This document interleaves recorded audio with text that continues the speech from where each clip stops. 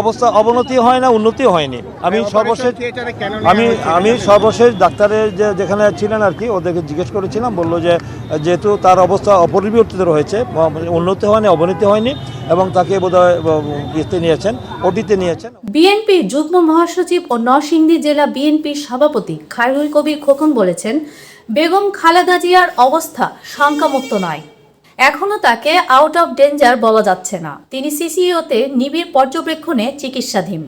খোকন আরও বলেন, বেগম খালেদা জিয়ার আকাশচুম্বী জনপ্রিয়তা দেখে ঈর্ষান্বিত হয়ে তাকে বিনা চিকিৎসায় স্লো পয়জন দিয়ে হত্যা চেষ্টার অভিযোগ এসেছে। পুরো জাতি আজ জিয়া পরিবারের পাশে আছে। আমরা সবাই চাই তিনি সুস্থ হয়ে ফিরে আসুন দেশ ও রাষ্ট্রের স্বার্থে। আমি গিয়েছিলাম উপরে, আমি তো 4th ফ্লোরে গিয়েছিলাম, গিয়ে আমি ওখানে যারা ডাক্তার ছিলেন তাদের সাথে দেখেছি, তারা সবাই কিছুক্ষণ আগে কয়েক মিনিট 15-20 মিনিট আগে তাকে নিয়ে গেল, ওটিতে নিয়ে গেল।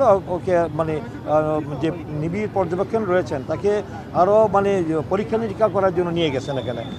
তিনি আরও উল্লেখ করেন, দেশবাসী দোয়া করছে তিনি যেন দেখে যেতে পারেন তার ছেলে রাষ্ট্রীয় ক্ষমতায় এসে প্রধানমন্ত্রী হয়েছেন। ফ্যাসিস্ট সরকারের বিরুদ্ধে মানবতা বিরোধী অপরাধ ও গণহত্যার যে রায় আদালত দিয়েছে, মৃত্যুদণ্ডের সেই রায় তিনি যেন দেখে যেতে পারেন।